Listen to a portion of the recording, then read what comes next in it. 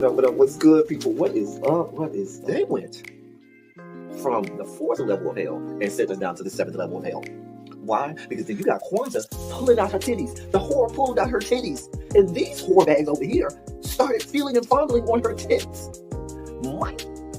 I don't have it to do with you. Girl, you can go over there, rant and rave. Girl, you can shake all your rainbow bright hair all you want, dear one. I'm not doing this. I'm not doing this with you, dear one. I'm not doing this with you, dear one. I don't have nothing to do with you, and I'm done. Baby, you can scream my name from the rooftops from now till Jesus come back. I'm done after this. Introduced to Tick's Meat. Do you see what I see? Did y'all really hello, casting, wardrobe, y'all let him roll up out of wardrobe with these fans on, giving us all of this, thinking we were not going to see it? We have been waiting with bated breath and anticipating all season long for the slightest glimpse, and y'all just put it out there this episode in all of its magnificent glory. Listen, that young man said, baby, you ate on this first date, you giving up the cooch on the first date, okay? Well, you gonna run me my coins. Run me my cooch or run me my coins. Run me my cooch or run me my coins. Run me my cooch or run me my coins. That's our new theme song. That is the new song. Listen, somebody need to put a beat to that. Run me my cooch or run me my coins. Run me my cooch or run me my coins. That's what y'all got going on. Called out Sandcastle. Sand, bitch. Ow. Oh my God, it was so funny, girl. Woo, baby, listen, let me tell you something. This shit started to turn into the precursor for some gay porn. That's what I thought it was. Because Big T is getting all, the voice starting to go deeper and get a little more wet and moist and sentimental and all this shit. And it was real gay at this point. Like, I thought the bitches was going to start. I thought Lil Bird was going to turn Big T around and do him like he did Uncle Cliff and do the grease it up with City Lou and ran right in there. It's not a coincidence that Big T started off the conversation by trying to find out if Lil Murder was fucking Mercedes, which he found out he's not. It's also not a coincidence that he would start talking about prison. Why? Because the bitches was probably fucking in prison. Girl. Uncle Cliff, you better go get your man. Big T got plans for that. Well, he had it on look like something Big Bird vomited up or something like that. Like, I did not like it. That Big Bird couture he was going for, it did not work. Like the pastor of a gay mega church on Easter Sunday. Okay, it was way too much sequins. He had on way too much makeup. Baby, his face looked like Iyanla Vanzant's neckline. Okay, just way too much makeup, clumped in everywhere on his face. Get it together, sweetheart. Like, you're a big girl, so that gives you a whole lot of canvas. So that was a whole lot of makeup, honey. And Rico looked like he was auditioning to be one of the three kings, or he was auditioning to be the main character on Jesus Christ Superstar. Girl, Wayne, did you have on a blue thong or a blue G-string or something? If you did, I want to see it. Hit me up in my DMs, and I do want to see if you have a blue thong or a blue, jock strap or something like that. I'd love to see it too. Anyway, but I liked it with the turtleneck. Now, Troy.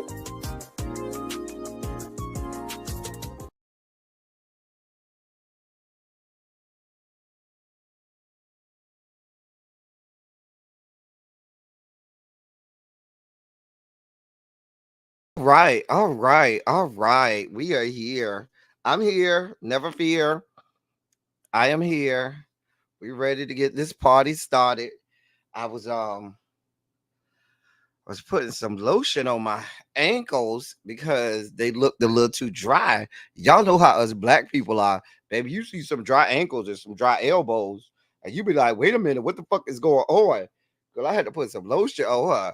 And now I'm doing the remnants of what's on my head on these elbows. I know my elbows not ashy, but girl, the last thing we want to see is some dry elbows or some dry ankles. Hold on. Girl.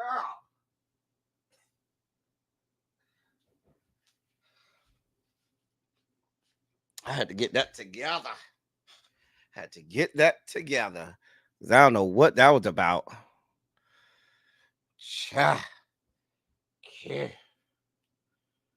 Anyway, how y'all doing today? Hold on, I'm coming. All right. Here we go. How y'all doing today? Let me get my cameras and stuff right. All right. Y'all having a good day today? I'm having a good day today too, y'all. I'm having a great day today. Y'all go ahead and do the stanky leg on that like button, please. Share the video out. Let the people know that we're here. Let me share the video out so that I can tell the people, so the people can't complain that I ain't tell them that I'm live. God, Child. So apparently, if you're not in the members only chat, I don't know what to tell you. Um, but we woke up this morning in the members only chat to the alleged nudes of Carry On Franklin. You know what? You took it right out my I couldn't even get it out. So Jeff. So we woke up to in the members only chat to Carry On's Franklin's meet. For those wondering, it was as somebody who loves me some Carry On. I was kind of. It wasn't small. It was real regular. Okay, it was real regular, real regular. It wasn't necessarily small. Like I wouldn't put him in the category of a Nelly, but girl, he was not that swinging toward the fences either. You know, it was just real regular. You know what I'm saying? It's enough to do the job, but you ain't gonna be like, walking funny the next few days. You know what I'm saying? That ain't gonna happen. Ciao. Pinky Tiki, you should be in the members only chat. I thought I added you. Send me a DM, Pinky Tiki. I add you to the members only chat. You should be in the members only chat. Pinky Tiki, I don't know why you are not in the members only chat. I always say whenever somebody becomes a member of the channel, for y'all to send me a DM on Instagram so I can add you to the members only chat. The members only chat is the best thing going right now. Can I say that? Can I say that? The members only chat got the best thing going. I'm just saying. I wouldn't lie to you. I would not lie to you. All right, we got it on Instagram. Let me share it on YouTube, the tube of you, so the people can't say that we didn't tell them that we was live. Oh, Native Land Pod dropped, so I got to listen to that later. That's one of my favorite podcasts right now that talks politics. If you want to know, sometimes people ask me, what are some places that I like to go and listen to? Native Land Pod is one of my go-tos. I just love to listen to their commentary right now with Andrew Gillum, Angela Rye, and Tiffany Cross. If you're not subscribed to them, it comes out every Thursday on YouTube. They have a podcast where you can get it through podcast apps as well, but I like to watch them on YouTube, and they have a great podcast, really insightful, great stuff on there. I would recommend it. So yeah, that's one of my and they come out every Thursday, and I just saw that this week's posted. I got a lot of stuff to watch and listen to tonight. I think the first few episodes of Bel Air dropped on for season 3, dropped on what is that? Peacock. I got to catch up on last night's episode of Big Brother because I missed that. And my guilty pleasure, the only Tyler Perry show that I am currently viewing, Ruthless. The new episode for that dropped today as well. So I got a lot of stuff to watch tonight. So I'm gonna get off here. When we get off here, I'll be watching TV all night long. And then we got the live episode of Big Brother tonight too. So I got a lot of stuff to watch. Anyway, let me say hi to y'all so we can get this party started. Yeah. All right, Diamond Pearl Jim, how are you? Catherine Powell, good to see you. Tracy W is in the building. Here he go. Here he go. Our resident Haitian sensation, So Jeff, with his bees as our resident executive board member of the Beehive. I'm glad you weren't here yesterday, So Jeff. When I tried to be nice to Beyonce, and then you people started, and I had to give her a little bit. Hey, Lovely 31 Blueprint. I can count on Lovely 31 Blueprint to change that avatar. Like she changed that thing like a pay period. Every 2 weeks, she gonna give you a new avatar. You don't see her, and we love her for it. Hey, L Love, how you doing, my love? Good to see you in the building. Jeannie, where you been? I feel like I ain't seen you. You probably been here. My brain just fried right now. How you doing, boo? Yana, I am so glad to see you, my love. You know, them kids going back to school.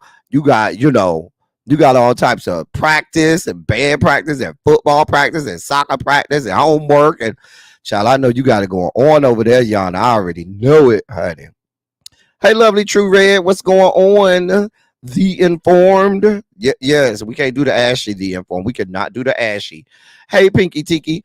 Montrez, what's good, bruh? What is up? Symmetry, I am glad that you made it. Chimera, I'm glad that you are here. I love your Chimera always has great commentary in the chat. Love your commentary in the chat. Hey, Marla Morris, what's going on? Symmetry says enter the members only chat at your own risk. She wanted to add that disclaimer. We have a good time in the members only chat. Hey Tamara, what's going on? What is up? Opal is here. Glad to see you. What's going on, y'all? Put some shondos in the chat if you're ready to get this party started. Y'all ready to go ahead and get some stuff, talk about some stuff, get this politics out the way, and talk about the other people as well. Go ahead and put a shondo in the chat. Where's my drink? I need something to lubricate this good throat. Oh, now I can't open this bottle because there's lotion on my damn hand. Child. This isn't as good as I thought it was gonna be. I saw it in the store. Some Calypso Paradise Punch lemonade. It's all right. It ain't nasty, but it ain't give me that. It ain't give me what I needed. You know. Hey, Paul. Paul, did you see what we said about your girl Paula Dean yesterday? Yo girl. Anyway, yeah, let's make sure y'all hitting the like button. Make sure y'all sharing the video out. If you're ready to get this party started, like I said, put a shondo in the chat. Let me know you're ready to get this party started, and we'll get Larry to usher us into our sugar spike moment. Okay. I was looking. You know, your girl is knocking at death's door, so you better enjoy her now, Paul, because that woman looks like, you know, any day now, she could be taken out. You know what I'm saying? She look like at any given moment, she about to, you know, transition and go up to be with, you know, go to the, you know, next dimension. I'm just saying. Anyway, let's go ahead and get started. Even if y'all ain't ready to get started, I'm ready to get started. So we about to get this party started. Larry, where you at, Larry? Larry, kick us into our sugar spike moment.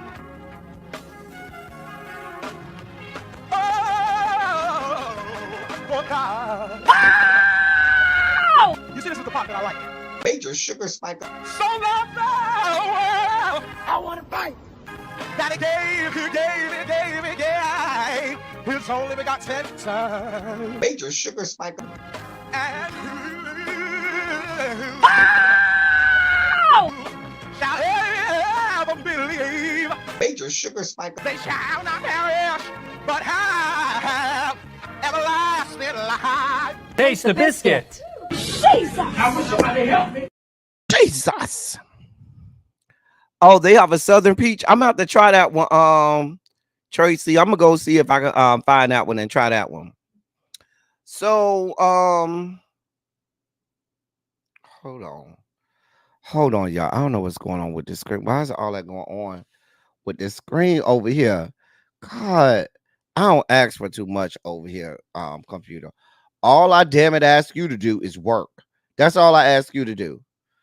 Lord, it's gotta take me through all of this.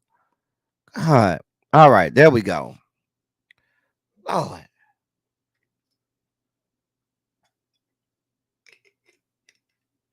Hey, Harold. Hey.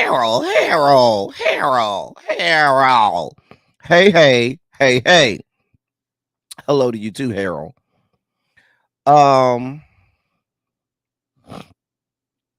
Anyway, so let's get caught up on what's going on today on the campaign trail. So the Harris campaign announced today that they will participate. There will be three um total debates that they will participate in this election season. Two two presidential debates and one vice presidential debate. And they made that announcement today.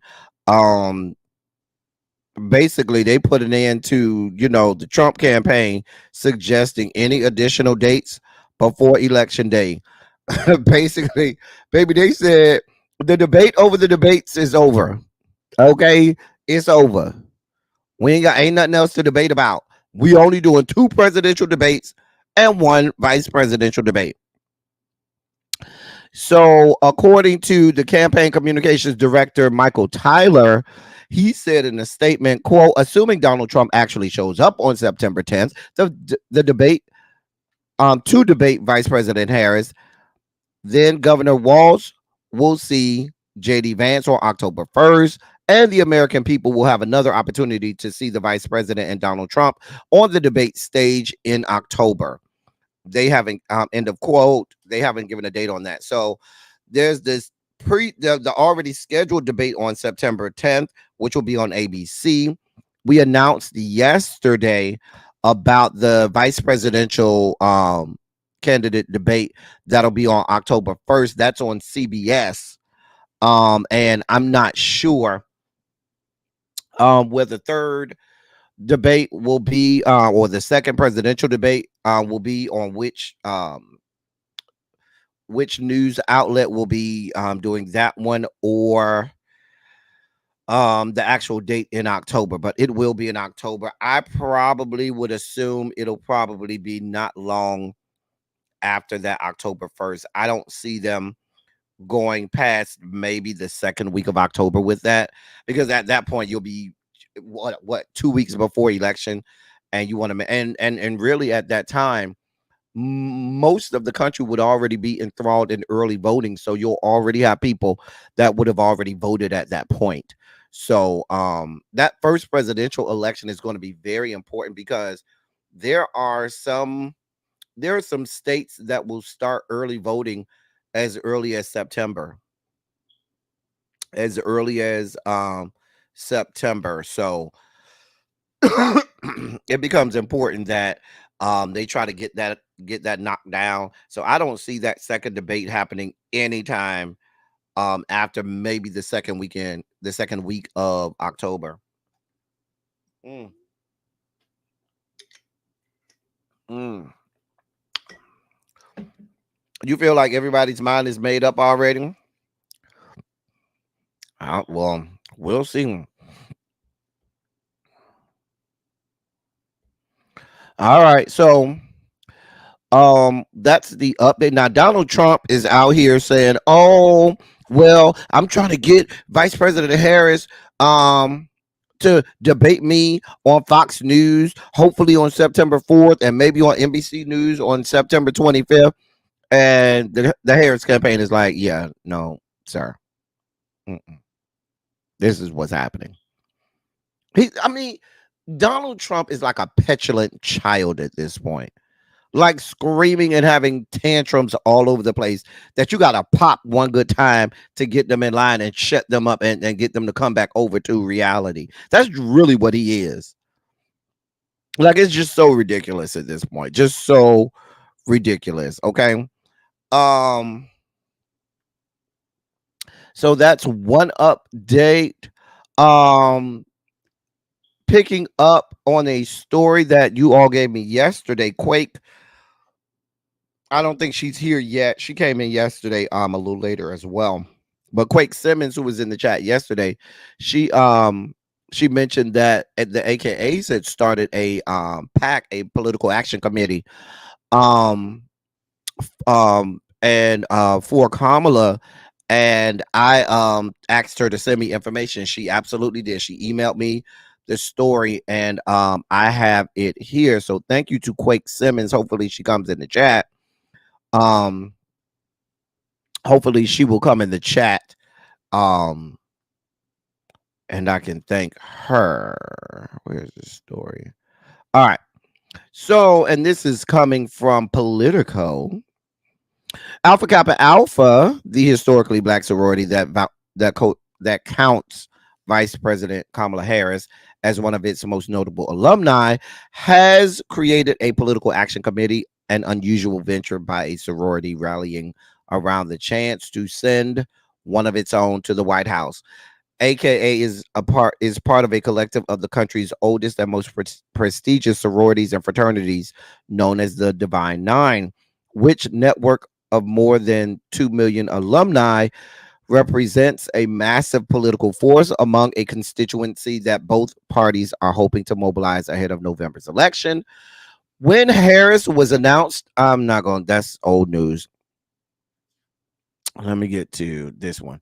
Last month, after Biden dropped out of the race and endorsed Harris, every Divine Nine president pledged in a statement to, quote, meet the critical moment in history with an unprecedented voter registration, education, and mobilization coordinated campaign, end of quote.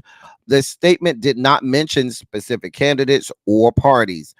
The Alpha Kappa Alpha sorority PAC Incorporated, or aka 1908 PAC, will be able to accept donations of up to 5,000 from members of the sorority and their families to support federal campaigns and political parties. Kiana Davis, a regional director of AKA for the Central Region, is listed as the PAC's treasurer. Yeah, that's good stuff. So they do have a political action committee. I'm sure there will be ways to donate to that PAC if you'd like to do that. You know, during moments like this, we can set aside our differences in the Divine Nine and all come together and rally behind one person. We could do that. We don't got to be shady all of the time. We can get behind Kamala. We did it in 2020. We can do it again. But that's good stuff, aka good stuff. You know, I like when we do right by each other, and so that's good stuff. Yeah. How many likes we got, L Love? I ain't even I don't even look at likes. I don't even know. There's no way to see how many likes you have on what is this? StreamYard. StreamYard doesn't show you anything. They don't show you likes on StreamYard at all. So you have no way of knowing how many likes you have. Greek unity is a beautiful thing. Symmetry. All my members of Divine Nine, put your colors in the chat. Put your colors in the chat and stuff like that. Put your, you know, your colors and symbols in the chat. All my members of the Divine Nine. Represent your colors. You know, that's right.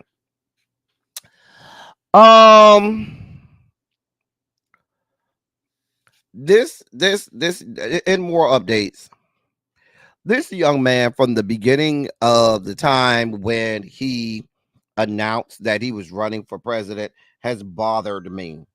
Has bothered me. Do you hear me? So,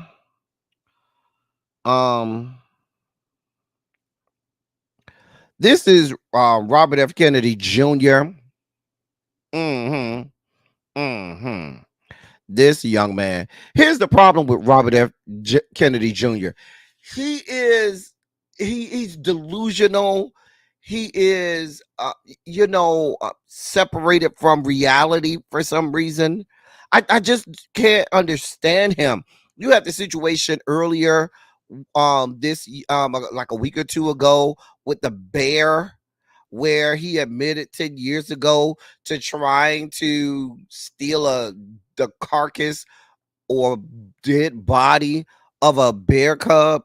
Like, this is the stupid shit that rich white men descended from the Caucasus Mountains do. Like, they are so, removed from reality in the real world. They think the whole world is their oyster. They think that we're all, they treat normal everyday people as if we are little G.I. Joe action figures. Like, they're little 8-year-old boys 6, 7, 8-year-old boys, and they got little G.I. Joe action figures, and they move them around to do their bidding and fight and do whatever they want them to do. That's generally how these fucktards, like the Donald Trumps of the world and the RFK Juniors of the world, look at and treat us citizens of these yet to be United States of the world. Now, it came out that he went on record trying to dog walk Vice President Kamala Harris, and tried to come at her saying VP Harris's Democratic Party would be unrecognizable to my father and uncle, and that's a direct quote. We'll get to the inaccuracy of that shit in just a moment, but that came after he had asked the Harris campaign for his endorsement in exchange for him being a part of her administration, saying, "Oh, if you let me be a high-ranking member of your administration, I'll endorse you." Like that's what we got going on. That's what we got going on.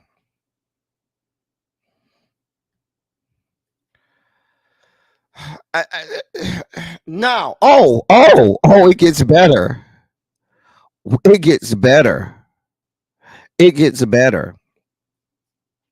Shall I remind you that he also did the same thing to Donald John Trump and asked the Trump administration if they would give him a high-ranking member, high-ranking, position on his on their cabinet, that he would formally endorse them and join the Republican Party. He told them that as well. So, I mean, let's be clear. Nobody with the Kennedy last name wants anything to do with you. No one. For you to throw out there, my father and my uncle wouldn't recognize this Democratic Party. Well, sir, newsflash, here's a bit of fucking history. Your uncle and your father were part of the Democratic Party that was known as the fucking Dixiecrats. So, sir,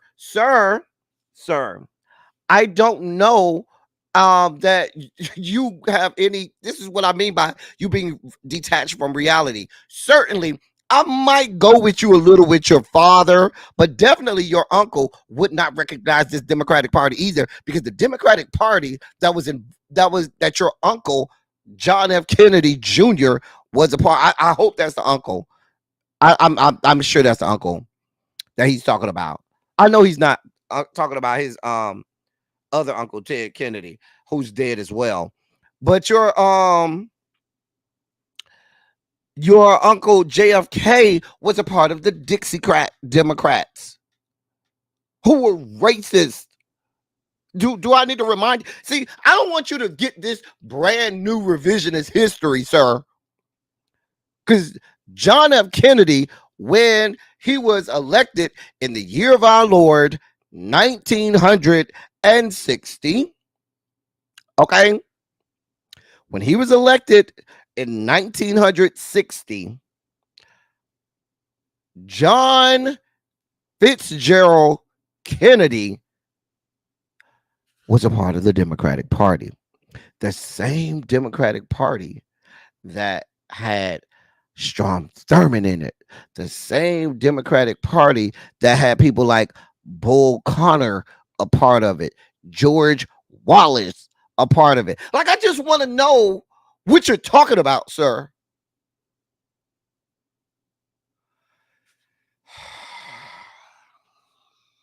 That's why stupid ass Republicans think that they're doing something by saying, "Oh, Martin Luther King was a Republican." We know that. We're very aware of that. And anybody that knows history knows that there was the flip-flopping of the Democratic and Republican Party because of LBJ.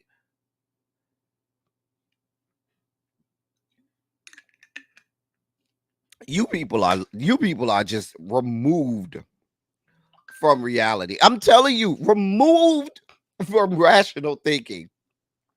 So this is one of those. I'm gonna go anywhere the wind blows, wherever whoever hot, that's where I'm going. And he asked the Trump administration when Biden was still in the race, "Hey, if you give me a position now, become a Republican and endorse you."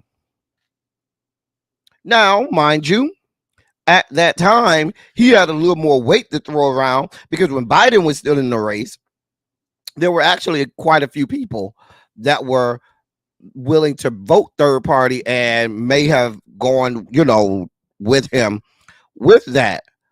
But now your numbers are dwindling. You did have double digits at one point. Now you're down to the single digit support, sir. And now you see the Harris campaign is surging, and now you're trying to get on the hot ticket. Fuck you and fuck your life. Now you're one of these people, Robert F. Kennedy. We don't need you on the bandwagon. Now we are accepting people on the bandwagon. If you want to come over here, be a part of this bandwagon, get on this train, and get this election done, I'm here for it. Here for all of it. However, you, sir, are not one of those people that we want. Mm-mm. Mm-mm. Mm-mm. I do want to say this, and I want to add this commentary to this. And y'all tell me if y'all feel the same way, okay? Tell me if y'all feel the same way about this, okay? Whenever I hear now, I'm going to tell you, we hear two things right now, and when you listen to political commentary, that are oxymoronic because they fight against each other. You hear one group of pundits saying, "Oh, the Dems and the Harris campaign are surging. The polls are moving in a historic way toward the Dems. We've never seen this in our lifetime, and all in politics and out in this generation." Da da da da da. Right? That's on this side. On the other side, you got pundits who are saying, "Oh, this is going to be an extremely close race. Oh, this is going to be an extremely tight race. I don't know. I just feel like it's going to be a tight race." I'm going to just put this out there. Hold on. Let me take a swig of this nasty lemonade first. Hold on.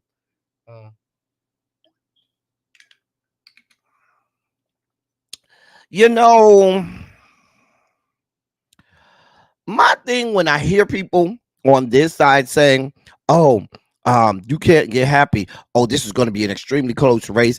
Oh, this is going to be a real fight. This is going to be a nail biter, da da da da da." I can't help but feel like there is some, I don't want to call it racism in that. I don't want to call it misogyny, but I don't know what else to call it. Because you can't on one hand tell me, "Oh my God, they're surging. Every day the numbers are getting better. Every poll is looking up. Every round goes higher and higher. This is historic. We haven't seen numbers change like this ever in the history of politics." And then say, "Oh, this is going to be a very close race." I feel like every time they say this is going to be a very close race, that's their way of telling Kamala Harris, a black woman, don't get too high on the hog. Don't start feeling yourself. Please remember, this is America. You do not fit into the big five: white, male, Christian, heterosexual, and rich. I feel that way. Y'all don't feel that way whenever you hear these people who always say, "Yeah, but this is going to be a close race. This is going to be a close race." It's like this way of them, telling Kamala, "Don't get beside yourself. You is still one of them. Don't get beside yourself. You still black." Y'all don't feel that way? Like, I just feel that. Am I crazy? So Jeff say he feel it. Okay. So it's me and you, so Jeff. Okay, I'm not by myself. Okay. It's me and so Jeff. At least we hear so Jeff. But I feel that way. I feel like these, and maybe Maybe I'm falling for the sauce. Maybe I'm getting soft in my age. Maybe I need to take off the rose-colored glasses. But I feel like you can't tell me in one breath how the campaign is surging on the other side. Every major, poll and everything that we see is pointing to Ms. Harris, having, beating this man quite handily, and then keep saying, but it's a tight race. You know what I'm saying? It just feels that way. I'm just saying. Right, L Love. It's like they said, stay in your place. The Hillary debacle was a different situation, though. The Hillary debacle, there were a lot of things at play in the Hillary debacle. A lot of things played into that. One, we were coming off of a two-term Democratic president, and the country, if you have a two-term, look at the history. Very few times have we come off of a two-term president where the pendulum doesn't shift and the electorate says we need to vote for the other side. In most cases that happens. So that was in play. Two, Hillary was unlikable. And you know what? Let me take that back. I hear people say that. I never had a problem with Hillary. All of this Hillary being unlikable is a it's a red herring to me. I'm just gonna be honest. Hillary was not any more unlikable than anybody else, and I hear people say that all of the time. And I never had a problem with Hillary. I'm just saying,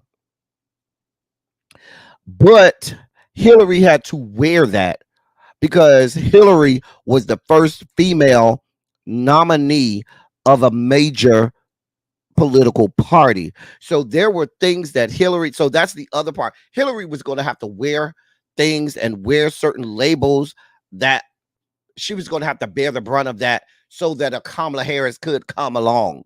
She just had to wear that and eat that. And she had to listen to all of that. The other part about it is, I think we missed the setup. And the setup that we missed was when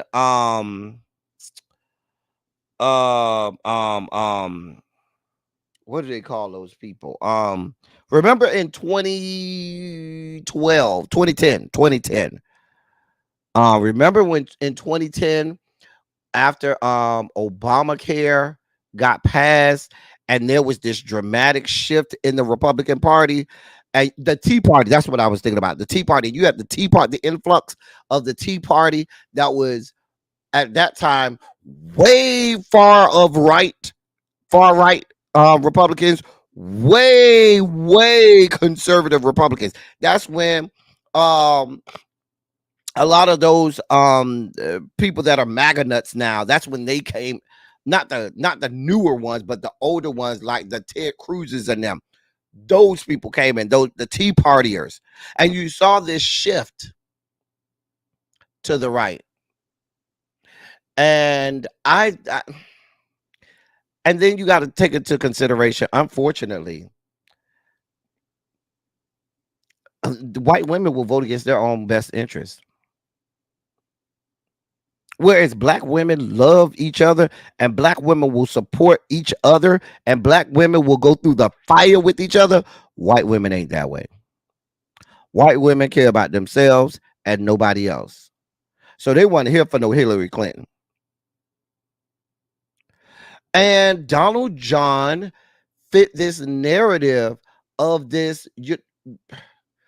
The Trump name for them was the closest that they could get to a monarchy, because I still think that a lot of the American citizenship wants a monarchy. They love, that's why you have this, rabid like following of the royals over in England and shit like that. Like, I don't understand that shit, but they love that shit. And because this country wasn't built on that, the closest thing they could get to the monarchy was the Trumps. You got this, You got this heinous, awful demagogue as the leader and monarch. You have this incestuous, overtone. You got the bleach blonde, ultra, tanned white people. You have the illusion of being extremely wealthy. These people fell for the songs. They wanted all parts of it, and they got what they wanted. Because let's be clear, after dealing with a black man, the pushback as president, the pushback was going to be, let's get the whitest of white men that checks all of the boxes, that makes us feel good about all of the things that makes us white ass Americans. Let's pick the person who can feed our sensibilities with regard to all of the things that will remind us of our mantle of white privilege and breastplate of white supremacy. And that is how we ended up with that.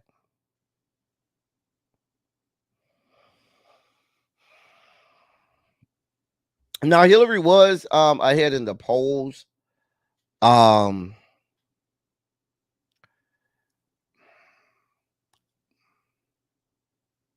I think one thing that was always telling that you don't see now, the difference between now and then, think about the atmosphere of a Trump rally in 2016 prior to him being in the seat and a Trump rally now.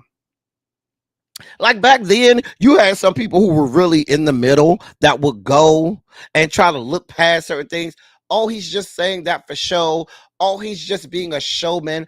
Oh, when he gets in there, remember there was a certain contingent of the media that would say, well, when he gets in the seat will make him be serious and will focus him, and he will focus on being the president, and all of these things will go away, and none of it did.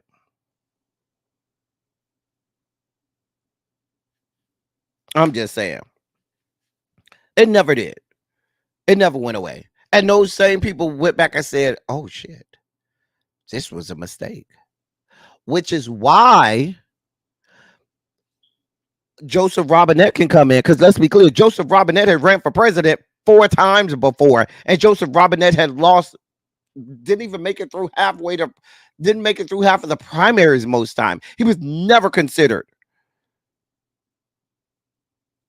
for any presidential election until you had Donald John. You were like, wait, whoa, this is way beyond the pale. Oh yeah. And people start to see how fragile the democracy was.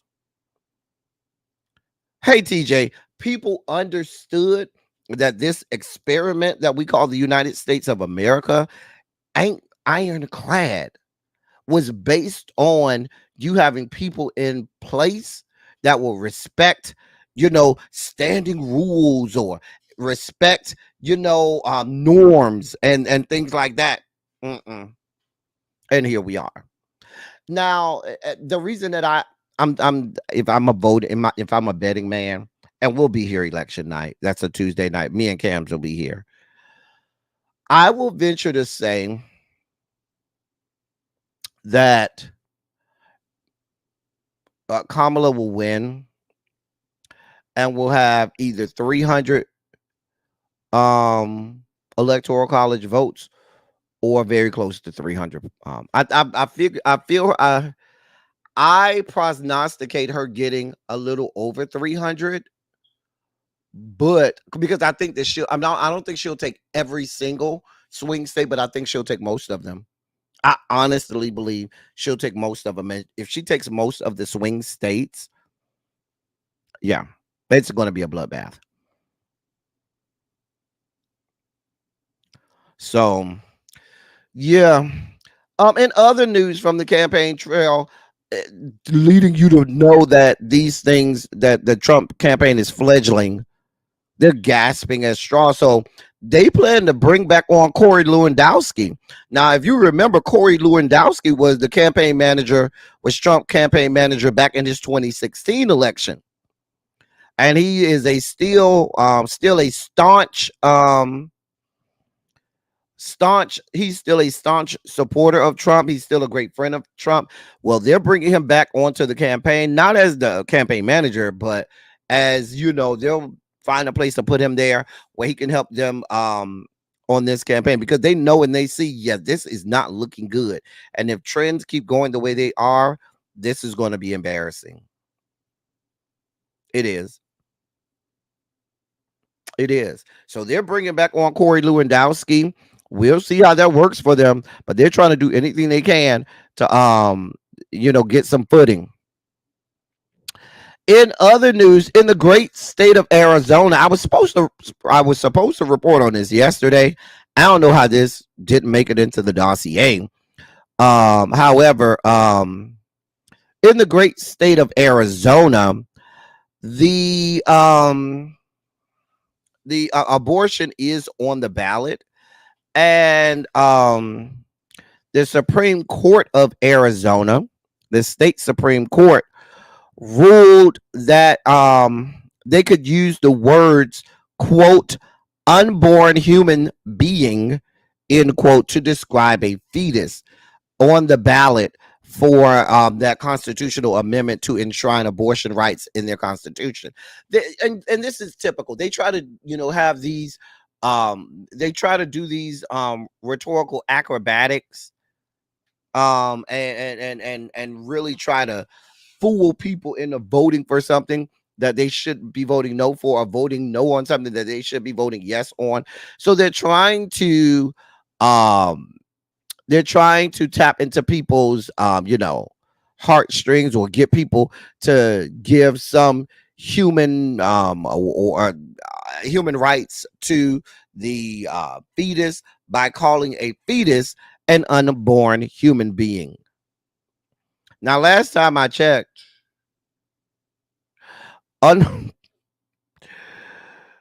if you're not a human being until you're born. I don't know. Listen, they want it at conception. They want it from the time you skeet into her. That they want that to be considered a human being. They want from the time the sperm exits your nut sack and enters the vaginal canal. Oh yeah, that's it right there. Soon it's going to be against left to themselves. These people will make it illegal for you to jack off. I'm just saying. It'll be illegal for you to swallow. With ladies and men that swallow, it'll be illegal for you to swallow ejaculate, because that's aborting a possible child. That's what it's going to get to for some of these people. I haven't heard that they're bringing Kellyanne Conway back, Ronald. That I haven't heard. And Kellyanne Conway has had some not so good things to say about the Trump campaign recently, but I haven't heard them bringing her back. But I did hear there was someone else that they were bringing back. Let me get you that name. They were bringing back Corey, and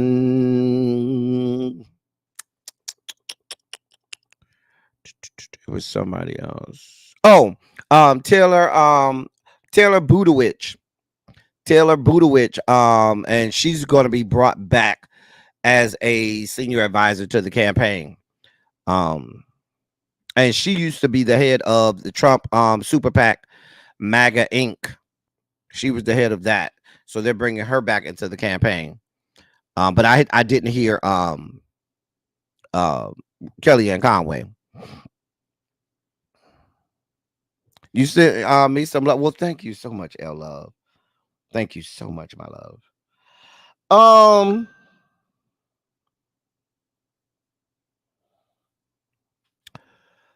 So listen, don't fall for the okie doke, okay? Do not fall for the okie. Thank you so much for your Cash App, L Love. Thank you so much. Thank you for your Cash App. But don't fall for the okie doke. When they try these little tricks where they say, oh, It's an unborn human being, and they try to make it synonymous with murder. Mind you, they don't mind murdering us. That they get people, get acquitted, or people don't even go to trial when they murder our black asses.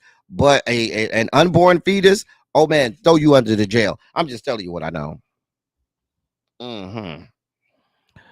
So, hey, crazy homebody girl. So just look out for that. If you're in the great state of Arizona, don't be alarmed. Understand what you're voting for. This is to enshrine abortion rights into your state constitution. And what they're trying to do is to fool you into thinking that you're saying okay to murder. And that's not it. So be mindful of that in Arizona. I just wanted to give y'all an update. Yes, you're gonna get the little boy with the sad eyes. We have now crossed the threshold of 40,000 lives that have been lost over in Gaza. Now, I don't want us to lose track at the lose sight of the fact that there's a whole genocide going on in Gaza. There's a genocide going on in Sudan. There's a genocide going on in multiple places in the Congo, multiple places on this earth. The difference between what's going on in Sudan and the Congo, some of that stuff in the Sudan and the Congo is our fault, and we may do a live. We may do that on the live where we really flush out and unpack what's going on over there in some of the countries in the continent of Africa. However, this shit going on in Gaza, that's basically us doing it. Those are all of our bombs, all of our weapons. That's our money being used over there to do all of that. You got presidential candidates like the fuck bitch Nikki Haley signing her signature on the freaking bombs that's going to be dropped to kill women and fucking children. That's what we got going on. So I should tell you that yes, we've crossed that threshold. Hey, Angela.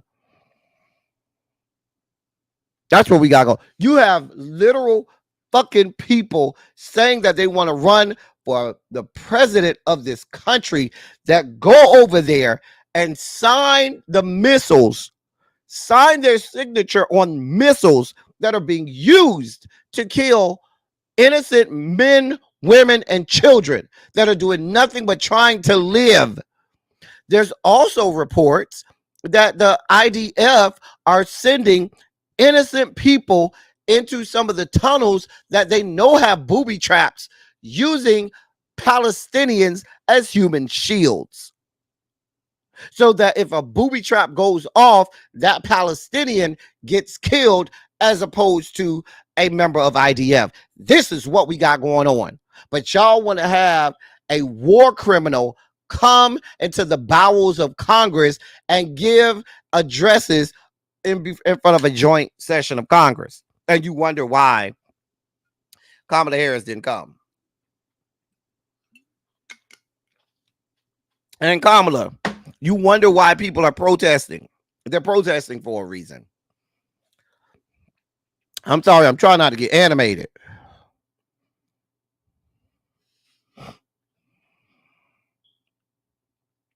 So now I hear you, Ronald. There's going to be extremists on both sides.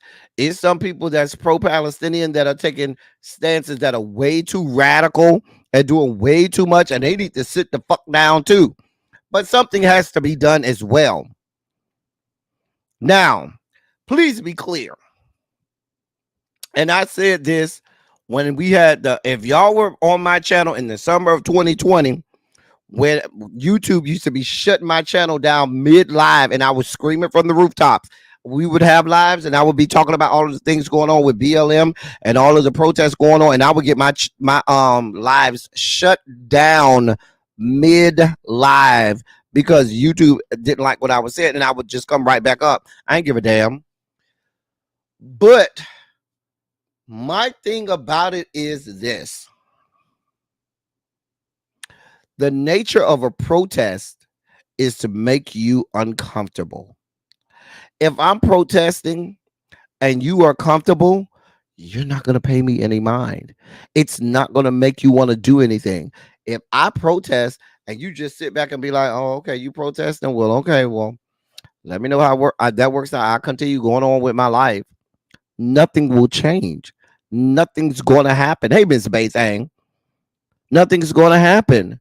But the nature of a protest is to make you uncomfortable. The nature of a protest is to interrupt the norm. That's the whole point. To break up the monotony, to let you know this is not business as usual. We got shit over here that's going on for real. People are dying. And while these people and your discomfort is okay because you're still alive, and we got people over here dying. That's why we were protesting in the streets in 2020 when we had Black Lives Matter, because we were dying and still are dying to this day at extraordinary numbers. Extraordinary numbers. So that's why a lot of us can see what was going on, the colonization. You know what I'm saying? Over there in Gaza, and say, oh yeah, I see what this is. But yeah. Also, in more news, the DNC is catching flack because they don't want to allow pro-Palestinian protests to take place at the DNC, which is the wrong answer. Listen, DNC, Kamala, DNC, and all of that. Now y'all have made some inroads with the pro-Palestinian faction of the Democratic Party. You have made some inroads with the young voters and their protests. I don't know if this is sending the right message for you to be like, nah, don't bring no protest shit here to Chicago in our convention. It's coming, whether or not you wanted to. So it would be much better for you to embrace it and say, you know what? We'll absolutely have a space for you to protest. Absolutely. Because you got to think, the president of these yet to be United States of America right now, Joseph Robinette, is over there full-throated support to Israel, continuing to send billions of dollars and send massive amounts of weapons and arsenal over there. And what does Israel do?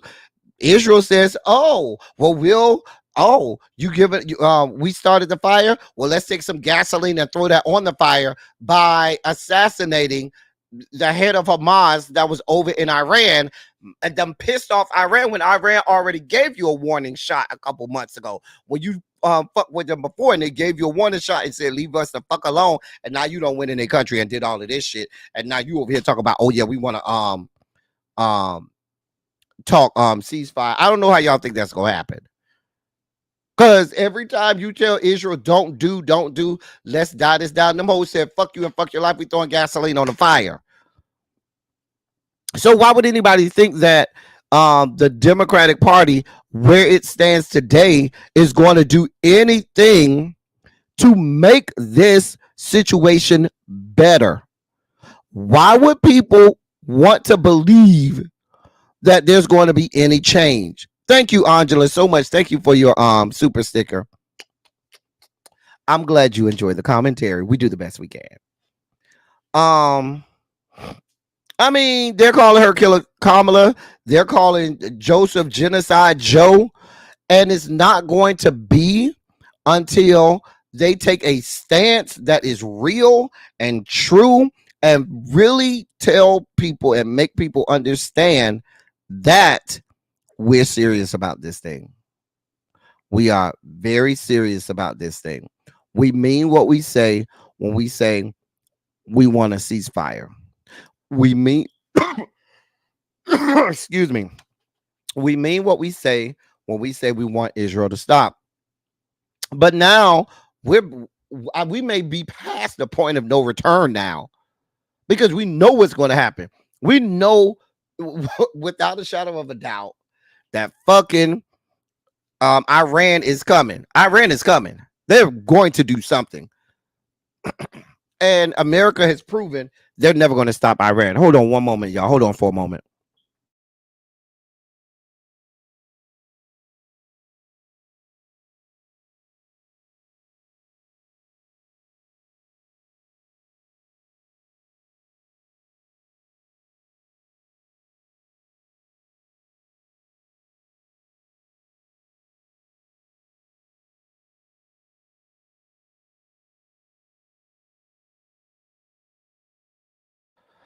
Sorry about that, y'all.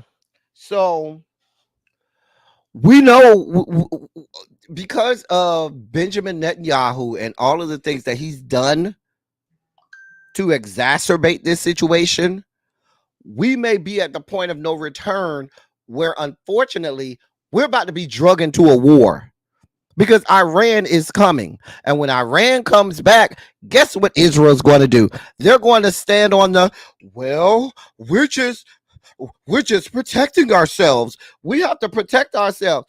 What? Negating the fact that you went over there and bothered these people. It's like when as a teacher in school, right? It'd be a fight. You break up the fight and be like, why are you hitting on him? Oh, well, he hit me. And the boy was like, oh, I only hit you because you slapped me first while I was minding my own fucking business. So you better believe I hit you. That's what we got going on. Israel over there said, oh, we're just protecting ourselves and we have the right to defend ourselves. Yeah, defend yourself, but not go on the offense against other people that is minding their own fucking business. Because that's what we got going on. Y'all are offending. Y'all are going on offense, claiming y'all on defense. That's what I don't understand. Like y'all, and what people are only looking to what happened on October 7th, negating what has been going on for decades. Decades.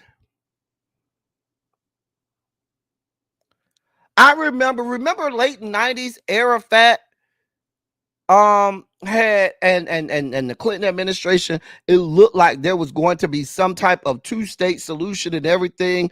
And that was one of the first times I had ever heard of Benjamin Netanyahu. And Benjamin Netanyahu and his fucktards and the faction that supports him kind of blew that all up back then. It was a whole situation. I didn't mean to go. I didn't even know I was going to go down this road, y'all. I didn't know I was going to go down this road. But even prior to that, this has been going on for decades. If you want to point to a date, you could point back to 1948. That's the date that you need to be pointing to, not October 7, 2023.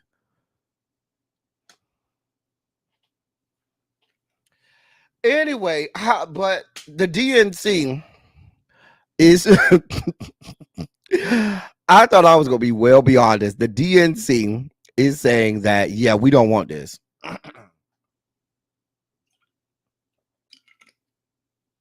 I'm just saying. And we talked on Tuesday night about the fact that AIPAC is in the pockets of the DNC.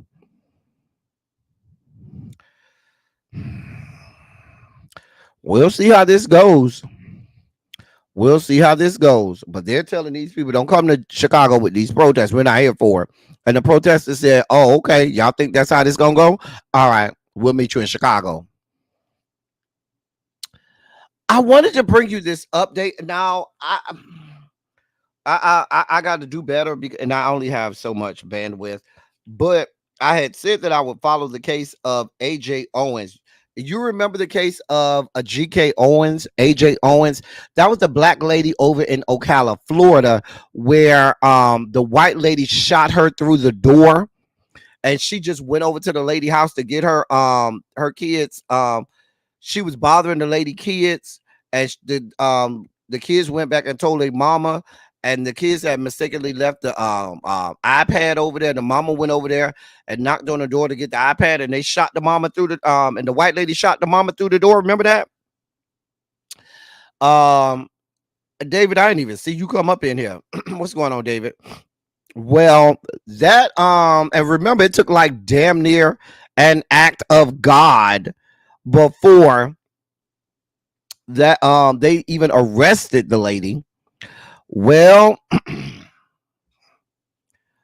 the the lady, the white lady's on trial. I should tell you that she does have an all white jury. That's one of the updates I wanted to give you. Now, the prosecution has presented their case, and the prosecution, I was looking at some stuff on my timeline, and the prosecution has rested. The state has rested its case yesterday afternoon on the second day of testimony in the trial against this white lady, Susan Lawrence. So I'll monitor the situation.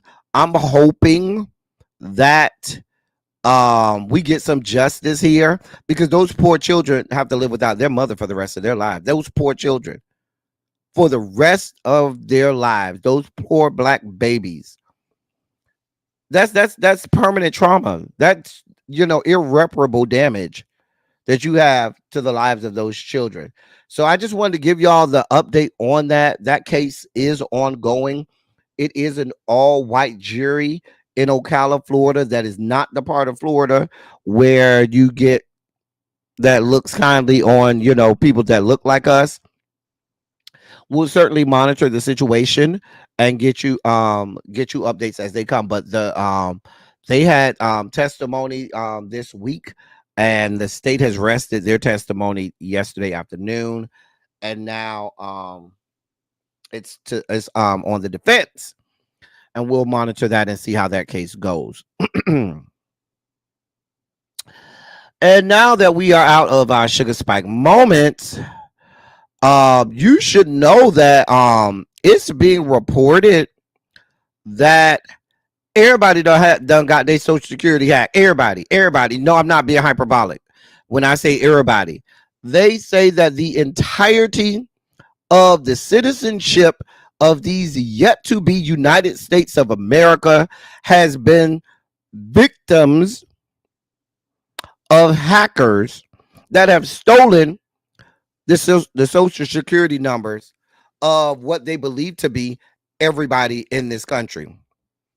And they say it's like 2.7 billion records worldwide have been stolen, but they say that it's very possible that not a single person in these yet to be United States of America was left unscathed with this. I'm just saying. Now there's a lawsuit against the hackers, but listen, it's out there. Once the hackers do what they do, and it's out there, yeah. According to this, they said how many people have been impacted. The number of people impacted by the breach is unclear. Although the lawsuit claims billions of individuals had their data stolen, the total population of the U.S. stands at about 330 million. The lawsuit also alleges that the data includes personal information of deceased individuals. Now, the person reporting this is called Bleeping Computer. They're reporting that the hacked data involves 2.7 billion with a B records, with individuals having multiple records in the database. In other words, one individual could have separate records for each address where they lived, which means the number of impacted people may be fewer, may be far lower than the lawsuit claims. Excuse me. Listen, I don't know. At this point, I just think they got my information. Have at it. Go have a ball. Let me know what you get. That's Harold. I don't understand that either. I mean, I don't. That's what I'm waiting for. Wasn't that the whole premise of the movie Fight Club? Remember at the end of the movie Fight Club, they were supposed to blow up all of the mainframes of the three major major credit bureaus. Remember at the end of Fight Club? Am I the only one who's remember that? Fight Club is one of my top 5 movies of all time. Anyway, but yeah, a mess. ESPN has fired in sports news. ESPN has fired Robert Griffin III. Now, this comes as a surprise because people were like, wait a minute, what did he do? He ain't even did nothing. They don't have it's no rhyme or reason on why he was fired. Nobody like everybody's like, wait, why is he fired? What's going on? How did this happen? They said they will go ahead and pay out. He still had like 2 more years on his contract. So he has a 7-figure payout that they owe him that will still be honored, apparently. But yeah, they had been diminishing his role a little bit over the last year or two, but they were still people were still surprised because they because so many people liked his commentary on college football and so forth. I mean, his career in the NFL really didn't do a whole lot. And so that ESPN paycheck goes a long way. I'm sure he'll go, find his footing over maybe at Fox Sports or something like that. Listen, I don't know. Go work for CBS. They have great you can work for CBS in their college football commentary. I don't know what to tell you, sir. I don't know what to tell you. You went over there to work for ESPN. You know how these white people are. The white people at ESPN like people that are fucktards like Stephen A. Smith and Jason Whitlock. That's who they like. They like their black people like that. That's gonna call out other black people. I saw that shit that Stephen A. Smith said today about Kamala. I'm not gonna even report on that. I don't even have the energy. Can I get a hashtag ABC in the chat? Because a bitch just can't with Stephen A. Smith. I have no tolerance for that young man. None at all. Because you got a whole lot of smoke for Kamala, but none for Donald John. I just don't understand you people. That's what be killing me. The people who be having a whole lot to say about Kamala and they want to undress her and read her the riot act and go through all of this rigmarole about what she is and is not and allow sun-kissed man to go unscathed. A bitch just can't with the likes of a Stephen A. Smith. I'm just saying. I just can't.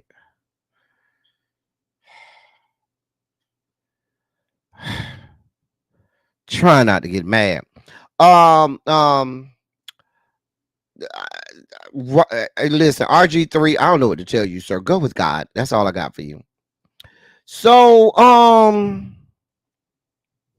did y'all hear about this situation with this judge up in Detroit? Child, let me read this for you.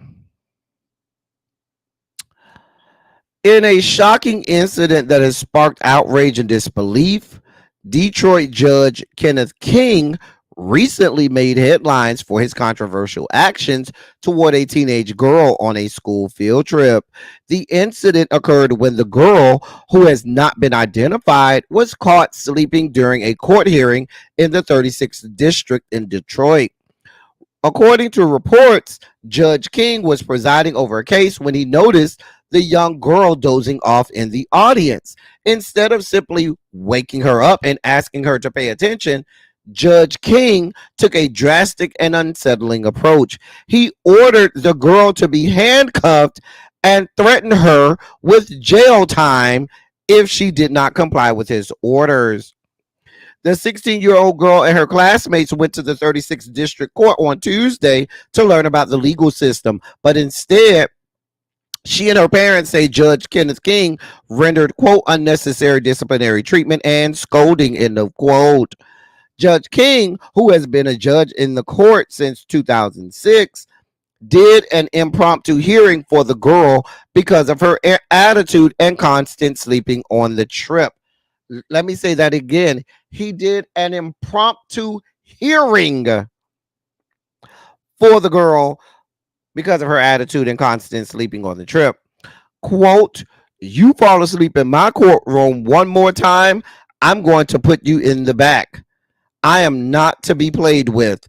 End of quote. Oh, girl, this is a woman. This is a woman. Girl, get your life. That girl, that's a woman. That's a woman. Mhm.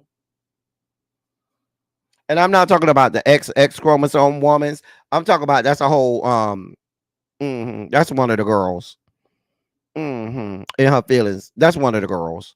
Let me keep reading. Um The hearing, which was viewable on the court's YouTube channel, involved Judge King suggesting that the girl might need to be behind bars for a little, with him at one point describing the violence that occurs in the juvenile detention facilities. Judge King eventually allowed the girl to go home, but he did ask her classmates by a show of hands to decide whether she should spend some time in jail. This is what y'all got going on. The man decided to ask her classmates, oh, y'all think she should go to jail? Because this is how judges that sit on the bench in the great state of Michigan decide adjudication should happen. This is what the fuck we got going on. Hey, V. Carter. Like, this is just a whole mess. The Detroit nonprofit that hosted the field trip criticized Judge King's conduct, saying that, quote, although the judge was trying to teach a lesson of respect, his methods are unacceptable, end of quote. The chairperson of the Greening Detroit, which is her name is Marissa Ebersol Wood, who is the non-for-profit that took the kids on the field trip, also said, quote, the group of students should have been simply asked to leave the courtroom if he thought they were disrespectful. We have spoken to the student and her parents, and the young lady was traumatized. End of quote. Although Judge King's actions appeared harsh, the judge told the Detroit Free Press that he was only, quote, trying to serve as a deterrence, end of quote.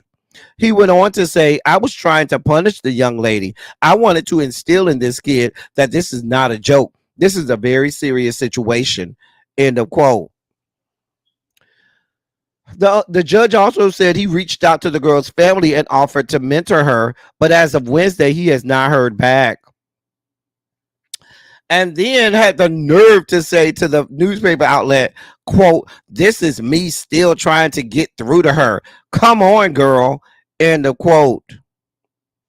Let me tell y'all something. The fact that he has not been ceremoniously removed from the bench is beyond my level of comprehension. Because if I'm their parents, there is a judiciary board that oversees every judge in every part of this country, except for the Supreme Court, of course. And this was out of order. First of all, I don't care how old the teenagers are. If they are teenagers, if they're in high school or younger, and you take them to a court of law, they're going to fall asleep. Hell, a lot of adults fucking fall asleep in courthouses, in courtrooms, because the shit is boring. You sit there, if it's not, one of those cases like the YSL case where you got Woody on the stand and his antics. For the most part, in most court cases, the shit is real. Yes. The plaintiff would like to do, this is the shit that will send you to sleep. And there's a way to handle that. If you, like the lady said, if you felt they were disrespectful, you could have asked the adults to say, hey, I see some of the kids are falling asleep. You mind?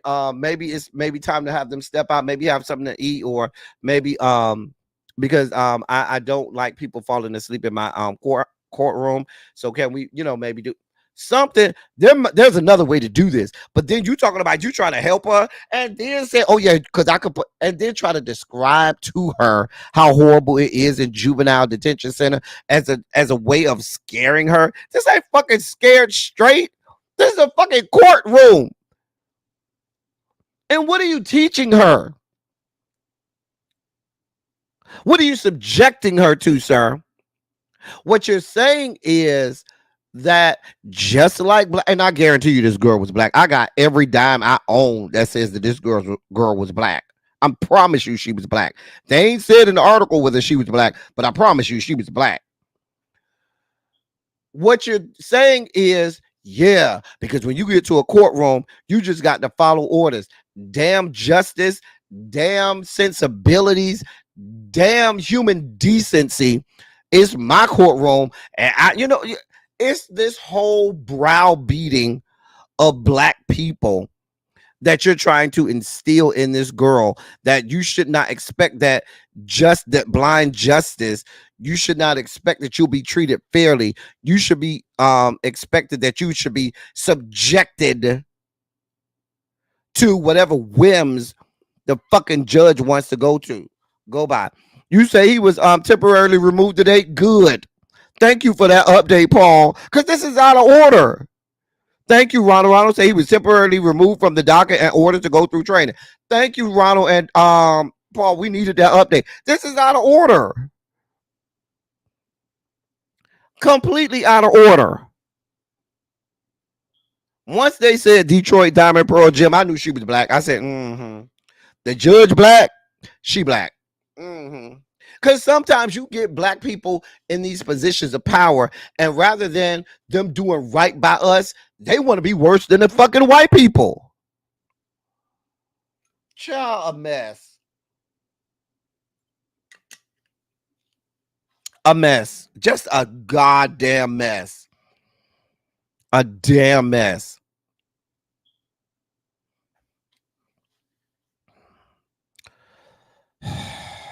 Right, because he been in that job way too long. Let me move on before I spike the hell out. Listen, speaking of courthouses and shit like that, well, Matthew Perry is posthumously sending the girls up the river. Listen, in the death of Matthew Perry, baby, they done arrested 2 doctors and one of his assistants. Let me read this. Matthew Perry's assistant, Kenneth Iwamasa, and Eric Fleming, who prosecutors say helped broker the drug deals that he was doing, have copped plea deals. This is according to TMZ. According to new legal documents, Iwamasa pled guilty to conspiracy to distribute ketamine, resulting in death and serious bodily injury. Eric Fleming pled guilty to a pair of charges: conspiracy to distribute ketamine and distribution of ketamine, resulting in death and serious bodily harm. Iwamasa was facing up to 15 years behind bars, and Fleming was staring down up to 25 years in prison. But in exchange for plea agreements, prosecutors agreed to seek reduced sentences based on their acknowledgement of responsibility and cooperation with the investigation. Law enforcement authorities say a broad underground criminal network was responsible for supplying Matthew Perry with the ketamine that led to his death. 2 medical doctors, Perry's live-in assistant, and someone referred to as the quote ketamine queen, end of quote, have been charged with illegally conspiring to provide the drug to Matthew Perry. Authorities say the 5 defendants all knew Perry was in the throes of addiction from September 2023 to the time of his death on October 28th, 2023, but cared more about making money off of him than his well-being. One defendant sent an email asking, quote, "I wonder how much this moron will pay for the ketamine," end of quote. Perry's assistant, Kenneth Iwamasa, allegedly administered more than 20 shots of ketamine in the last 4 days of Matthew Perry's life. This at a time Iwamasa allegedly knew Perry was, quote, spiraling out of control, end of quote. Jasveen Sangha, the one they call the ketamine queen, allegedly is the one who sold the fatal dose.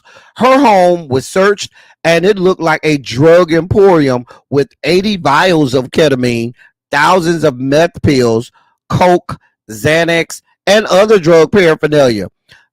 Now this is what the queen of ketamine queen. Oh yeah, she white.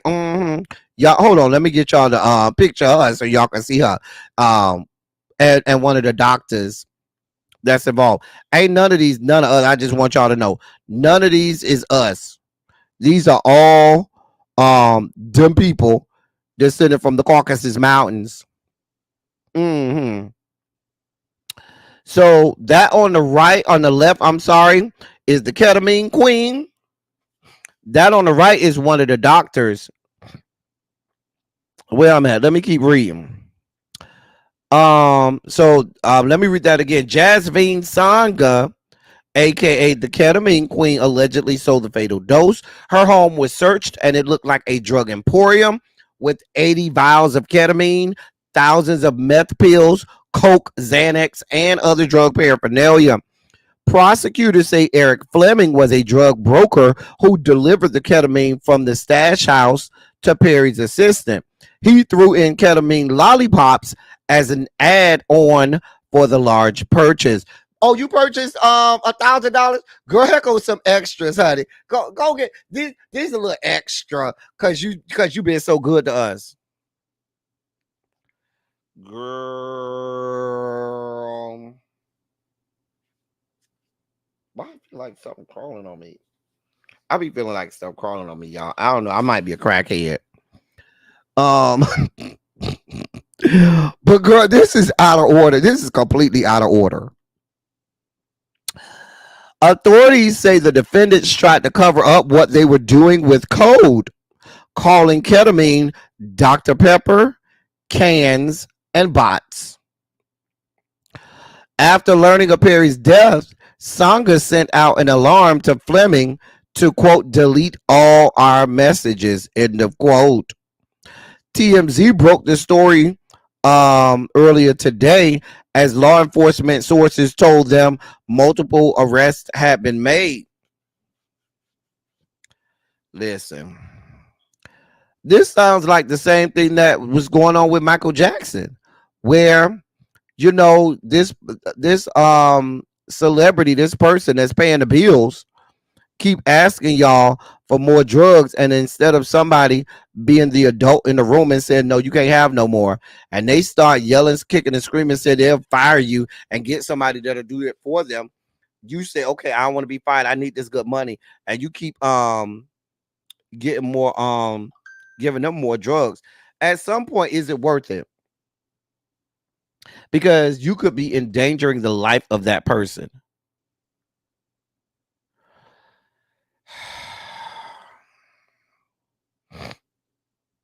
Child, a mess. Just a mess. We'll see what goes on with that. I'm sure they'll keep us posted. You know, that's Friends, and the people love Friends, so they're gonna give us all the updates on Matthew Perry. The gutter snipe right up out the hood. Akbar V. That was me channeling my old Love and Hip Hop Atlanta reviews. Go watch some of my old Love and Hip Hop reviews. That's exactly how I would say her name. The gutter snipe right up out the hood. I think it's in one of my intros. Let me see. That's where that comes from in my intro. Let me see. In one of my intros. Is it on this one? What up? It's me, L Teddy 27. Gutter snipe right up out the hood. Oh, dear God. I'm already eating and drinking. Look a damn mess. Just a damn mess. No means no, and yes means no. That's where that line, the gutter snipe right up out the hood, comes from. Fucking Akbar V. Some of y'all been around here long enough to know about them videos from Love and Hip Hop Atlanta. Anyway, remember her son, I don't know, the little boy named Derivative. I used to call him Derivative and say she was gonna name all her children math computation. Like she had a child named Integrals, a child named multiplication, a child named multivariate calculus. I think her son's name was derivation or derivative or something like that. Child, we used to be clowning on them Love and Hip Hop reviews. Child, girl. But anyway, she got mad. She's mad because Lotto says that Lil Kim is the GOAT in terms of female rappers and not Nicki Minaj. Let me read this real fast. Akbar V is speaking up for former one-time collaborator Nicki Minaj, arguing that she is the greatest female rapper of all time after Lotto dubbed Lil Kim as the true GOAT. The Love and Hip Hop alum and rapper took to X, formerly known as Twitter, Wednesday to respond to Lotto's claim that the Brooklyn rapper is the most impactful woman in hip-hop history.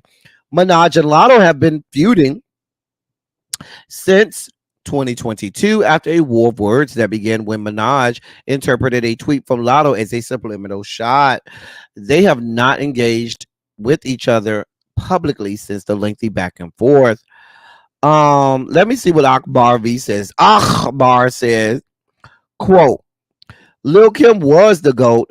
Her and Foxy both had they run and did a lot for us female rappers. So did Eve, Missy Elliott, etc. But what about when there was a standstill and no label wanted to sign female rappers? Who came and opened the door and had the longest run in history? Nicki. Let me see what else. Is there any more? Because I promise you, I don't want to read this. Nicki Minaj. So let's not say Kim is the GOAT of all time because no dick grabbing. It's Nicki Minaj. Give that damn girl her flowers when it's due. Y'all don't got to fuck with each other, but keep it a stack. End of quote. Ma'am, you do realize that these things are all subjective. Like, I would never call Nicki Minaj the greatest of all time because the whore is only good as a feature. Her own songs are never good, but as a feature, she gonna come hard. Now, if you say she's the best female rapper on a feature of all time, I might be inclined to go with you. Girl, go raise your damn kids. That woman got like 12 kids and ain't raising not one. You got other things you need to be worried about. Get your life in order, ma'am. I can't stand the gutter snipe. She get on my damn nerve. You got a lot of other things that you need to be worried about, ma'am. You need to be worried about a whole lot of other things. And what happened to the day when instead of worrying about who is the greatest and not the greatest of all time, should you be around here producing your own songs? Where's your shit? Why are you not in the conversation? That's the kind of shit that I'm talking about. Because real girls do real things. And a real girl would have been like, ain't none of them hoes the greatest of all time. Y'all ain't even heard the shit I got about to come out. Let me show y'all my shit. You know what I'm saying? But you ain't shit ass motherfucker. You ain't shit ass motherfucker. So instead of talking about your own career, your own albums, your own lyrics, you out here talking about, oh, it's Nicki Minaj and not Lil Kim. Girl, get your fucking life. Anyway, hey Cajun. Child.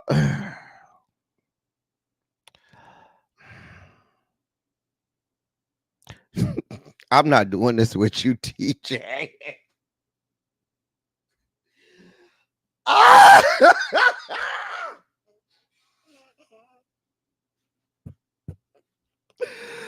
Girl, TJ, she got that body done before people was on the Zim. So that means she had to go get surgeries and shit. I ain't said, don't be looking at me, Akbar. That was TJ. TJ said, how the fuck you go get your, she trying to understand how the fuck you get your body, can afford to get your body done, but can't get, but not a damn record. Oh, woo. Oh, you say the Madame Tussauds Museum has Nicki on all fours? You know what? I think it's appropriate though, L Love. It is. They do, Cajun. They be acting like, oh, if you before 08, then you don't exist. Like, girl, I guess. She has 5 baby daddies and like 12 kids. Ronald, she got like 12 kids. She do. I think she's in the double digits, I think. Child.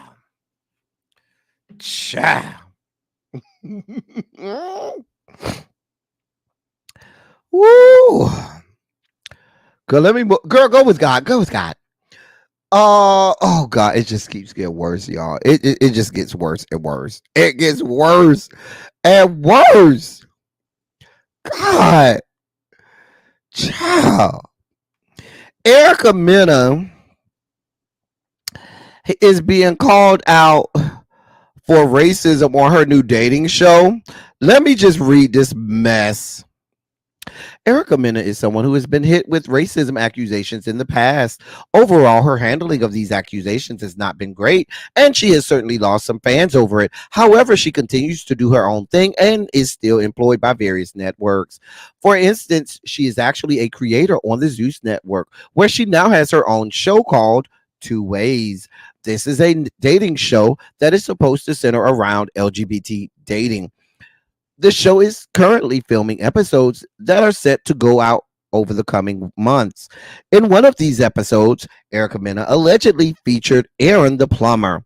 For those who don't know, Aaron went viral for his appearance on 20v1 dating on a 20v1 dating show. I don't even know what that means. Some felt like he was arrogant, while others felt he was simply too muscular. Now, however, Aaron the plumber is a viral sensation who was approached by Erica Mena's team for another go round on the dating show circuit. Unfortunately, the man did not have a good time. In the video, oh, there's a video. Oh, y'all want to see the video? Well, let's watch the video. Hold on, hold your line. Hold your line. Hold your line. Wait, where's the video? Hold on. Damn it. Where's the fucking video? Y'all ain't have to do me like this. Hold on, y'all. I feel like we need to see the fucking video. Hold your line. Get this video for y'all. Oh, here it is. Here it is, right here. Now, let me ask y'all, is that the man that was on that show with the pop the balloons that was trying to talk about all of the ladies and they ended up dog walking him in the social media? Is that man? I'm just saying.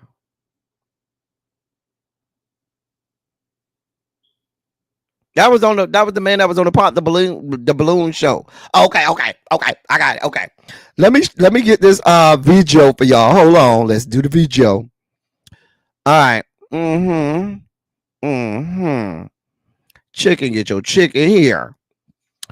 Okay.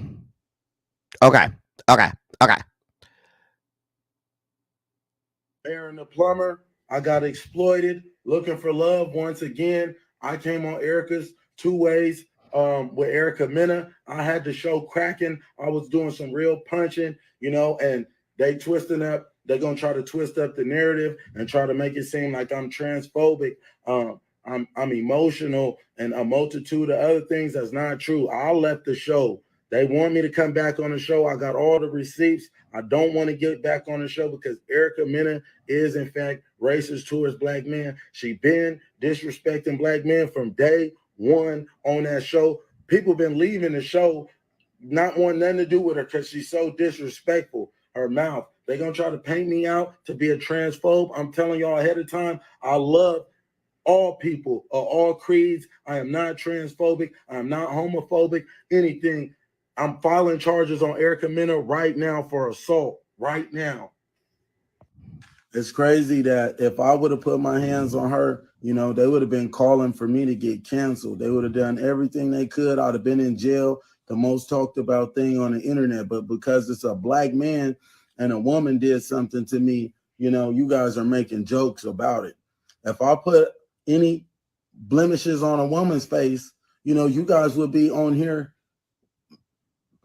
going crazy, going nuts. And it's crazy because what y'all don't understand is, bro, this has been so depressing, bro. This shit been so stressful on me, bro. Like, my life changed overnight off a viral moment, bro. I didn't know what I was really signing up for, bro. This shit got a nigga contemplating suicide and some more shit, bro. Because, nigga, this shit hurt, bro. I didn't ask for none of this, bro. I came on the internet being my motherfucking self, bro. And I didn't ask for this, bro. I didn't want this. You feel me, bro? I did not, bro. Real talk. I was just looking for somebody that I could.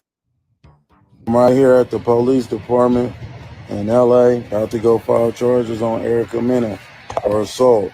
They're gonna try to protect this woman. One of these network executives told me out his own mouth that he got, you know, TMZ and several other companies up under his payroll, and he gonna suppress me from getting my story heard. But my thing to say to this gentleman is, you're going to suppress a black man, one of your own kind, from letting the truth be heard about him being assaulted after you witnessed that. And Erica Mena has been canceled for calling somebody a blue monkey. So here she is again and been disrespecting black men in front of your face. And that's something you report. That's something you support. That's something your network supports. Bro, I'm not going for that. I'm standing on business behind this one. I'm Aaron the plumber. I got exploited. Okay. Okay. Okay. Listen. I don't know. I don't like none of these people. Is it me or was his eyes puffy or something? Like, did he get beat in the eyes or something? Did he? I'm just. First of all, Erica Mena is vile. Hard stop. The woman is vile. There are no redeeming qualities about Erica fucking Mena. The bitch ain't shit.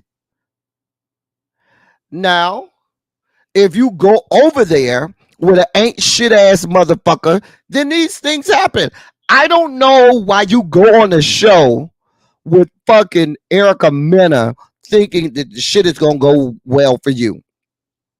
You telling me Erica Mena is racist, like you telling me, hey, L. Teddy, I went to the Sahara Desert and it was hot as fuck out there. That heat was disrespectful. Well, what the fuck you thought you was gonna have happen? You went to the fucking Sahara Desert, one of the hottest places on earth. And you go on a show with a racist ass bitch like Erica Mena and think she's not gonna be racist. You saying she put her hands on you, I guess, or whatever. Have you not watched Erica Mena? She puts her hands on everybody.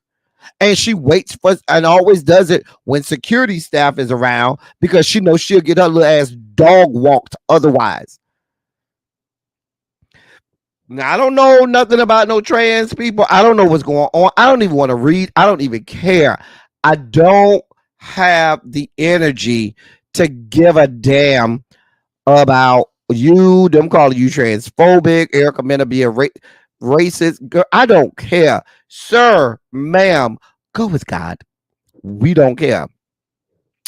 In our last story of the day, and I really don't care about this story. I'm just being honest. I don't even know these people, but I know some of y'all watch this stuff. So if you watch 90 Day Fiance, put a 27 in the chat. If you watch 90 Day Fiance, well, according to the Jasmine brand, 90 Day Fiance star Michael Ilisami raised $27,000 for legal fees amid accusations he scammed his wife Angela Dean into marriage for citizenship. He has a GoFundMe campaign that surpassed its goal. His goal was $25,000, and he got $27,048 um on his GoFundMe, and this is to help him fight his legal battle um related to accusations from his estranged wife, Angela Dean. I don't watch the show. I don't know what's going on. I don't know what's going on. I don't really care. Is this the show where they marry each other after 90 days? Like, girl, I don't feel bad for this woman descended from the Caucasus Mountains. I don't feel bad for this man. I don't even know what they got going on. Okay, you say she's volatile and abusive. Well, Samira says she can't stand Angela. Well, so this Angela person sounds like a bad person. Little baby said the man followed the drinking gourd to freedom and now wants money for his freedom paper. Well, she was abusive to him. Well, these are white women. That's an old white woman descended from the Caucasus Mountains. They feel like they can get away with anything. These things happen. What do you expect? I'm just saying. I mean, I'm sure what's his name? Michael, I mean, if you want, you could go on over there to Portia give you some, marry you up, and you could get your papers with Portia. You ran down the wrong you ran up the wrong tree. You went over here to the people descended from the Caucasus Mountains. You got people like Portia and all kinds of other people. They'll marry you and give you your papers. I'm just saying.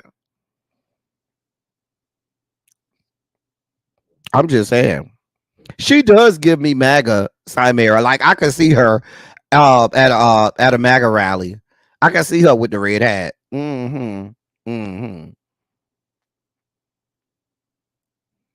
I'm just saying. Listen, I don't follow the show. I don't know what's going on. I don't even know what's going on.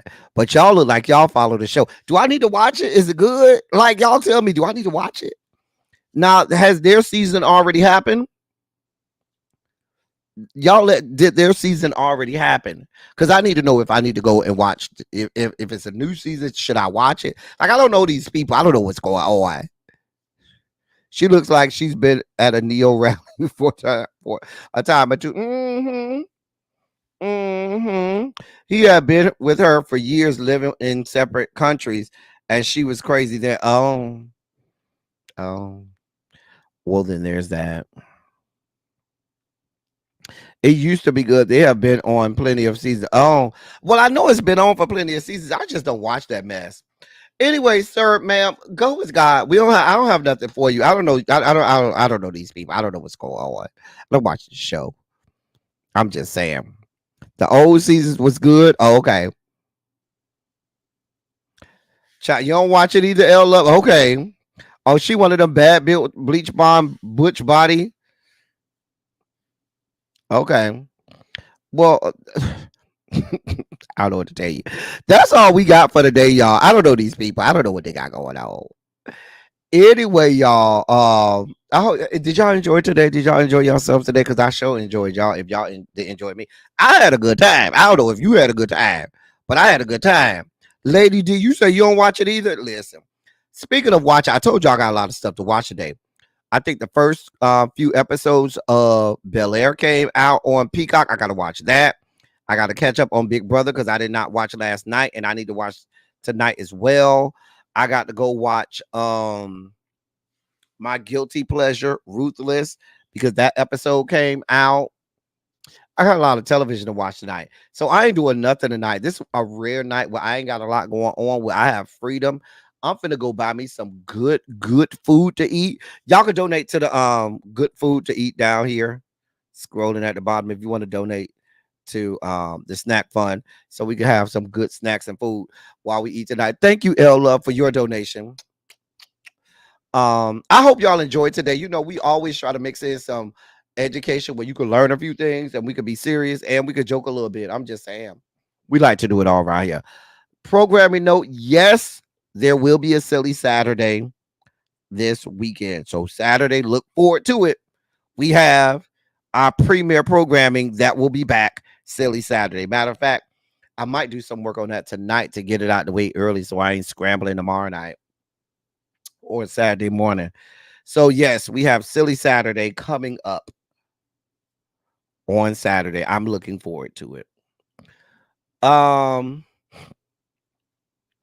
As we get out of here, make sure y'all have already hit the like button. Make sure you share the video out. If you are not, Brittany B should be back. I think she gets back today, but she may just be resting. But I think she gets back today. And you'll probably see her, if not today, tomorrow. But it's the 15th. Yeah, she gets back today. Happy birthday to one of my exes whose birthday is today. Cute self. His birthday is today. I talked to him this morning. What is it? Leo season. Happy birthday to all the Leos out there. His cute self. Anyway, put some shadows in the chat if you enjoyed yourself, because I enjoyed you. As I always say, I love y'all. I love on y'all. Thank you all for being vocal, present, and active. Thank you for doing what you do. Thank you for any and all contributions that you make to the channel. They are much obliged, and of course, much appreciated. Anyway, I'm so glad y'all were here with me and shared this time with me. Is Really Be going live? Do I need to check? Have y'all checked? Is Really Be have a live set up? Oh boy. Let me see if she got a live set up.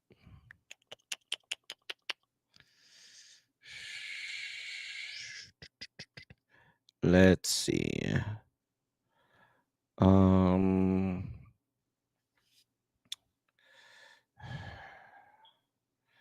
Because if she does, we may need to know.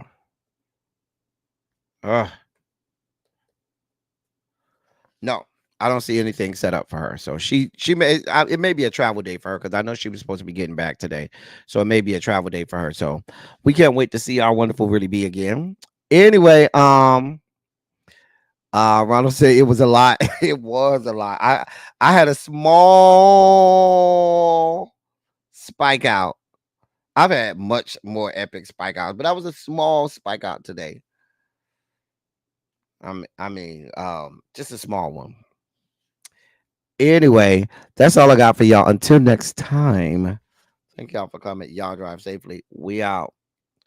Bye, y'all. I will see y'all next time. Love y'all.